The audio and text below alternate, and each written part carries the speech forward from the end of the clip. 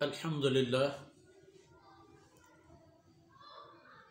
لله رب العالمين، والصلاة والسلام على خاتم الأنبياء والمرسلين سيدنا محمد وعلى آله وصحبه أجمعين وخلفاء الراشدين المهديين ومن تبعهم بإحسان إلى يوم الدين. أعوذ بالله من الشيطان الرجيم.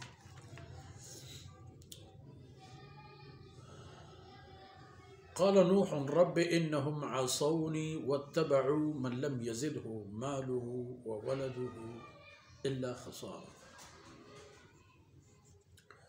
ومكروا مكرا كبارا وقالوا لا تذرن آلهتكم ولا تذرن ودا ولا سواعا ولا يغوث ويعوق ونسرا وقد أضلوا كثيرا ولا تزد الظالمين إلا ضلالا. سبحانك لا علم لنا إلا ما علمتنا إنك أنت العليم الحكيم. رب اشرح لي صدري ويسر لي أمري واحلل عقدة من لساني يفقه قولي واجعل لي وزيرا من أهلي رب زدني علما وارزقني فهما. ثم أما بعد. گرامی قدر بھائیوں، بہنوں اور پیارے بچوں، سیدنا نوح علیہ السلام بارگاہ ذوالجلال میں عرض گزار ہیں کہ یہ انسان اب صرف انسان نما حیوان بن چکے ہیں اور ان کی زندگیوں میں اب خیر کی کوئی توقع اور امید نہیں. یہ ایک ایسے نقطے پر جا پہنچے ہیں جہاں سے واپسی کے تمام راستے مسدود ہیں، کوئی امکان نہیں ہے ان کی واپسی کا. انہیں پسند ہے یہی کہ اللہ کی نافرمانی میں ہی ان کی موت آ جائے.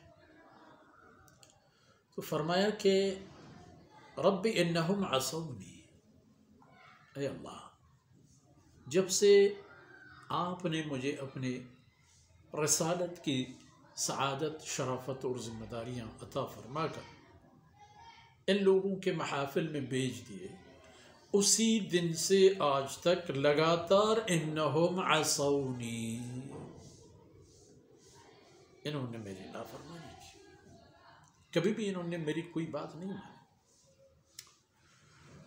اور میرے بجائے وَاتَّبَعُوا مَن لَّمْ يَزِدْهُ مَالُهُ وَوَلَدُهُ إِلَّا خَسَارًا، بجائے کہ وہ میرے پیروی کرتے، ان کا خیر خواہ تھا، انہیں سربلندی کا راستہ دکھا رہا تھا،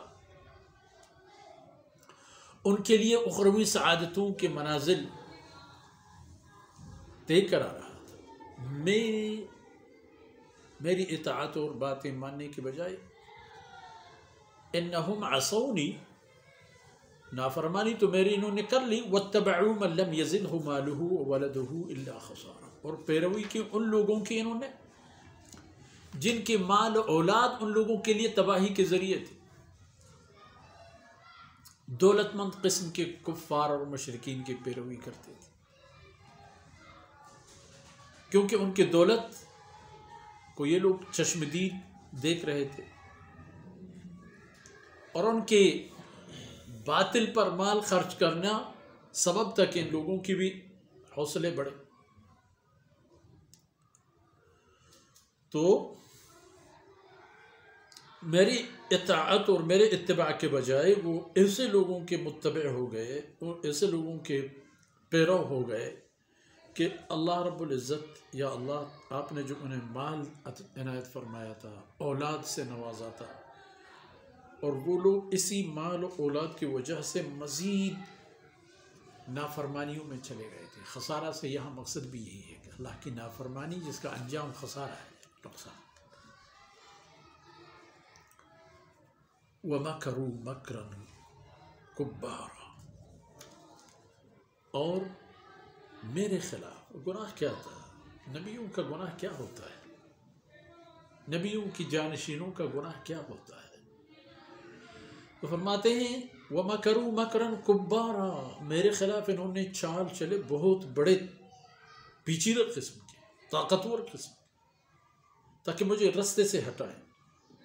میری کوئی حاکمیت تو نہیں تھی کہ کسی کو پکڑ دکڑ کے جائز پر جانے پر مجبور کروں اور ناجائز سے روکوں، مگر میری باتیں انہیں پسند نہیں تھی، بار بار ان کے دروازے کٹکھٹانا انہیں پسند نہیں تھی، تنہائی میں، مجالس و محافل میں،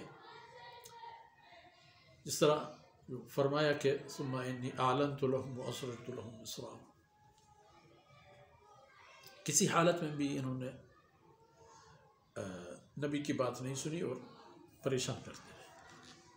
بہت بڑے مکر کیا انہوں نے، بہت اسی طرح کی سازشیں بنا دی کہ کوئی رستہ نہیں تھا پیغمبر کے ان کے تکلیف دینے کے، جال سے نکلنے کا، لیکن اللہ رب العزت نے ان کے ہر چال ناکام بنا دیا تھا۔ تو یہاں سیدنا نوح علیہ السلام کی جو فرمودات ہیں، دو نقطے ان کی طرف، ایک تو عرض کر رہے ہیں اللہ رب العزت کی بارگاہ میں جو علیم و خبیر ہے، قوم کی صورتحال اللہ کے سامنے پیش فرما، عرض گزار ہیں رب العالمین کی بارگاہ میں کہ اے اللہ نوبت یہاں تک پہنچ چکی ہے۔ اور دوسری طرف قوم کی بایوگرافی بھی بیان ہو رہی ہے کہ لوگوں کی حالت یہ تھی، یہاں تک پہنچ گئے تھے۔ وَقَالُوا لَا تَذَرُنَّ آلِهَتَكُمْ، یہ جو بڑے مالدار قسم کے لوگ تھے، کھاتے پیتے لوگ تھے، قوم کو مزید انہوں نے الو بنا لیا تھا۔ انہوں نے عامت الناس سے یہ کہا، او بھائی یہ نوح کے کہنے پر اپنا مت چھوڑو، اپنے طور اطوار اور طریقے۔ لَا تَذَرُنَّ آلِهَتَكُمْ، ان کے کہنے پر اپنے معبودوں کو مت چھوڑو، رہنے دو۔ اور کچھ لوگ صالحین گزرے تھے، وَدُّ سُوَاعُ یغوث یعوق النصر وغیرہ، بعض مفسرین نے لکھا ہے کہ یہ سیدنا آدم و سیدنا نوح علیہ السلام کے درمیان ایک زمانے کے کچھ صالح لوگ تھے، اچھے لوگ تھے، قابل قدر لوگ تھے۔ تو جب تک زندہ تھے لوگوں کی قیادت کر رہے تھے اور لوگوں کی بھلائی کے کام کرتے تھے، مرنے کے بعد لوگ ان کی گروی دیتے، ان کی یاد میں انہوں نے شیطان کی تلقین اور وسوسے میں ان لوگوں کی بتیں بنا لی تھی یادگار کے طور پر۔ پھر شیطان نے ان یادگاروں پر ان لوگوں سے عبادت کرانا شروع کی، اور بقیہ نسلوں میں بعد والوں میں پھر یہ ایک میراث آ کر بن گیا کہ ہمارے آباء و اجداد اسی طرح کرتے آ رہے ہیں۔ وَقَالُوا لَا تَذَرُنَّ آلِهَتَكُمْ، پیغمبر کے کہنے پر، نوح علیہ السلام کے کہنے پر اپنے معبودوں کو مت چھوڑو۔ وَلَا تَذَرُنَّ وَدًّا وَلَا سُوَاعًا وَلَا يَغُوثَ وَيَعُوقَ وَنَسْرًا، ان لوگوں کو بھی مت چھوڑو، یہ آپ کے معبود ہیں، ان کی پوجا کرتے رہو، لگے رہو، کوئی بات نہیں۔ وَقَدْ أَضَلُّوا كَثِيرًا، اے اللہ ان لوگوں نے بہت سارے خلق خدا کو گمراہ کر دیا ہے۔ انہوں نے، ان بتوں نے بھی، جن کے ذریعے سے وہ سبب بنے ہیں لوگ گمراہ بن جائے، اور یہ کھاتے پیتے لوگ عموماً فساد کے جڑ یہی ہوتے ہیں، وہ کبھی اندھیرے کو دور ہونے نہیں دیتے، کہ اسی طرح کے چکروں میں ان کی دکانداری بھی چلتی ہے، ان کی چودراہٹ بھی قائم رہتی ہے۔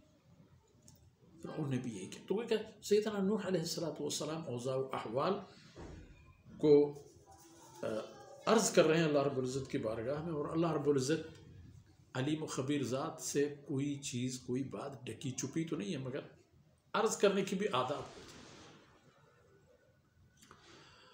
تو پھر ان مجموعی طور پر فرمودات کو دیکھ کر اندازہ ہوتا ہے کہ سیدنا نوح علیہ السلام تحمل اور بردباری کے سفر میں کہاں تک چلے گئے، اور قوم نے بھی ان کی بات نہ ماننے تک کہاں تک کا سفر کیا، اور پھر انجام کار کیا ہوا۔ اگلے آیتوں میں انشاءاللہ یہ باتیں آئیں گی، وہیں پر بات ہوگی، اور آج کی نشست ان معروضات پر اختتام پذیر ہوتی ہے۔ اللہ رب العزت ہم سب کی تمام کوتاہیاں درگزر فرمائے، اور یہ ٹوٹی پھوٹی باتیں اور لمحات ہمارے اخروی سرمایہ بن جائیں۔